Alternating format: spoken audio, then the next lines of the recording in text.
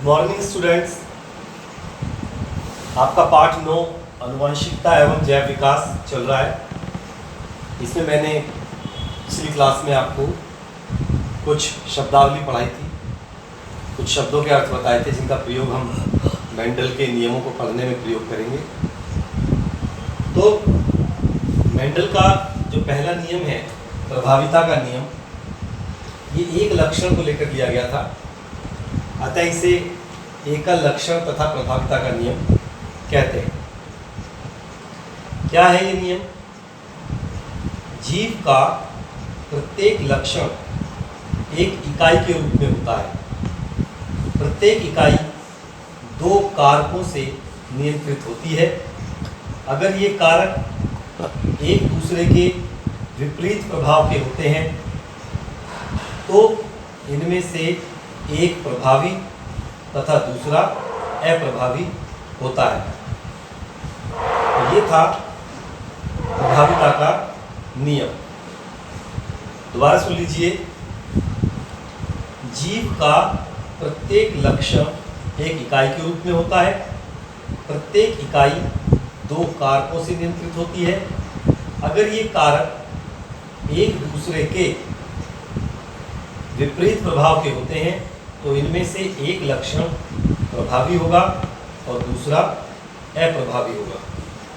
ठीक है, देखिए जैसे मान लेते हैं हमारे पास मटर के दो पौधे हैं। ठीक है, एक पौधा है शुद्ध लंबा,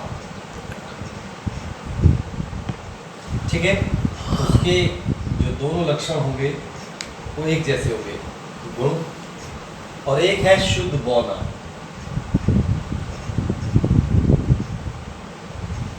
बिल्कुल छोटा है, उसके लिए मैं छोटे टी का प्रयोग करूंगा इसके दोनों लक्षणों के लिए।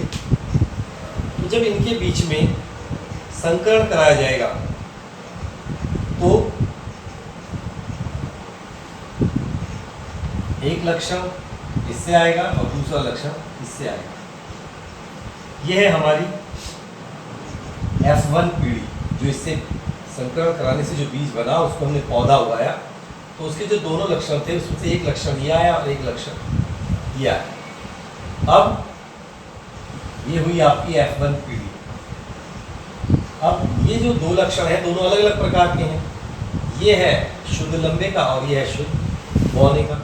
अब जब वो पेड़ बनेगा तो उसमें से कौन सा लक्षण, जो लक्षण पहले पौधा आपका लंबा हो जाता है तो इसका मतलब ये लक्षण लंबे वाला प्रभावी हो गया और बौने वाला अप्रभावी हो गया।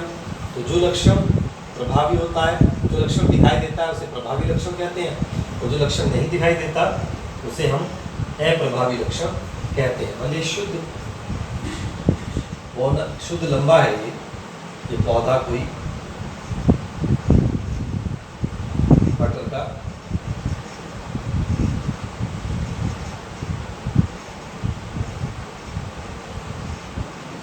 तो ये बोना है छोटा।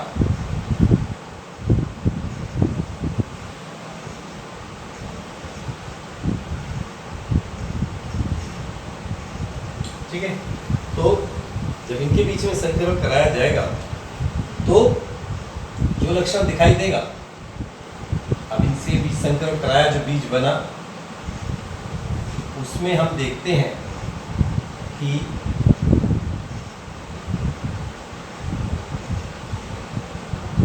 अगर चार पौधों को देखें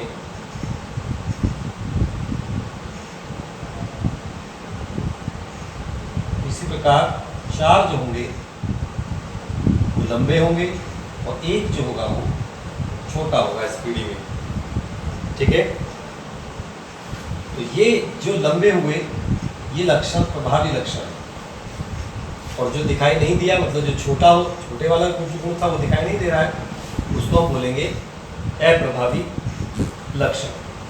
ठीक है, तो जब शुद्ध समयुग्मजी, ये शुद्ध है दोनों, सम है समान, जब शुद्ध समयुग्मजी लंबे तथा शुद्ध बौने पौधे के बीच संकरण कराया जाता है तो प्रथम संततीय पीढ़ी में विपरीत लक्षणों में से केवल एक लक्षण यानी लंबा वाला प्रभावी है, दिखाई देता है, और दूसरा जो बोने वाला है वो अप्रभावी है, तो इसे हम कहते हैं प्रभाविता का नियम। तो स्पष्ट है कि F1 पीढ़ी के संतति पौधे, F1 पीढ़ी के जो संतति पौधे आएंगे वो विषम युग्मजीय होंगे, उनमें दोनों तरह के लक्षण होंगे, बड़े टी का भी और छोटे टी का भी। ये समयुग्मजीय हैं, दोनों लक्षण एक जैसे हैं, लेकिन ये जो बने हैं ये विषम युग्मजीय हैं। ठीक है, इसमें बोने वाला लक्षण प्रभावी हुआ, लेकिन जो ज़्यादा दिखाई दे रहा है हम उसे ही प्रभावी कहेंगे। तो इस तरीके से हमने आपको एकल लक्षण तथा प्रभाविता का नियम समझाया है। तो बच्चों, ये नियम आपको मेरे हिसाब से बहुत अच्छे समझ में आया होगा। बार बार वीडियो को देखोगे, सुनोगे तो और अच्छे से समझ में आएगा। तो आगे बढ़ते हैं, और अब दूसरा नियम बच्चों पढ़ाते हैं आपको लक्षणों के पृथक्करण या युग्मक की शुद्धता का नियम। क्या है ये नियम, सुन लीजिए। जब F1 पीढ़ी के विषम युग्मजीय पौधों में स्वपरागण कराया जाता है तो दूसरी पीढ़ी यानी F2 की संतानों में परस्पर विपरीत लक्षणों का पृथक्करण एक निश्चित अनुपात में होता है। इसे लक्षणों के पृथक्करण का नियम कहते हैं। दोबारा सुनिए, जब F1 पीढ़ी के विषम युग्मजीय पौधों में स्वपरागण कराया जाता है तो दूसरी पीढ़ी यानी F2 की संतानों में परस्पर विपरीत लक्षणों का पृथक्करण एक निश्चित अनुपात में होता है। तो बच्चों, इस तरीके से ये आपका जो है लक्षणों के पृथक्करण या युग्मक की शुद्धता का नियम है।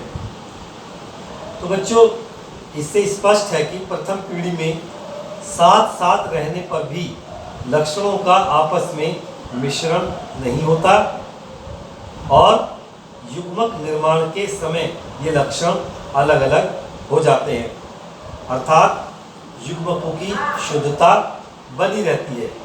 इसलिए इस नियम को युग्मकों की शुद्धता का नियम भी कहते हैं। अब बच्चों, कोई भी नियम है वो हमें उदाहरण से ही समझ में आएगा। तो इसका हम एक उदाहरण लेंगे। उदाहरण के रूप में मैं आपको, तो बच्चों उदाहरण के लिए द्वितीय पीढ़ी प्राप्त करने के लिए जब स्वपरागण कराया जाता है तो लंबेपन तथा बोनेपन के लक्षण फिर से प्राप्त हो जाते हैं। जैसे प्रथम पीढ़ी में आपने देखा होगा चार में से 3 तो लंबे थे और एक छोटा था। अब जब इनमें स्वपरागण होगा, इसी पौधे पर जब स्वपरागण होगा तो मान लिया हम 16 पौधे अगर देखते हैं तो उनमें से 4 तो शुद्ध लंबे होंगे, यानी लक्षण फिर वापस आ जाएगा। शुद्ध लंबे का मतलब आप समझ गए कि ये समयुग्मजीय होंगे, ठीक है। और फिर जो 4 होंगे उनमें से 3 लंबे एक छोटे, ये विषम युग्मजीय होंगे। फिर 3 लंबे एक छोटा, ये भी विषम युग्मजीय होंगे। और 4 आपको शुद्ध बोने मिलेंगे, ये समयुग्मजीय होंगे। इसमें दोनों छोटे। तो यहाँ पर आपने देखा कि जब हमने विषम युग्मजीय में भी संकरण कराया तो हमें समयुग्मजीय प्राप्त होते हैं। तो बच्चों, लंबेपन का कारक तथा बोनेपन का कारक फिर से 3:1 के अनुपात में लंबे तथा बोने पौधे उत्पन्न करते हैं। इसमें 25% शुद्ध लंबा, ये 25% शुद्ध लंबा हो गया। 50% जो होगा वो विषम युग्मजीय होगा और 25% जो होगा वो शुद्ध बोना होगा। अर्थात यह जीनोटाइप का जो अनुपात है वो 1:2:1 है। तो जब शुद्ध लक्षणों वाले अन्य गुणों के बीच में संकरण कराया जाता है तब भी हमें इसी अनुपात में ही पौधे प्राप्त होते हैं। तो बच्चों, इसे हम कहते हैं लक्षणों के पृथक्करण या युग्मकों की शुद्धता का नियम। आज की क्लास में इतना ही पढ़ाएंगे। नमस्कार, धन्यवाद।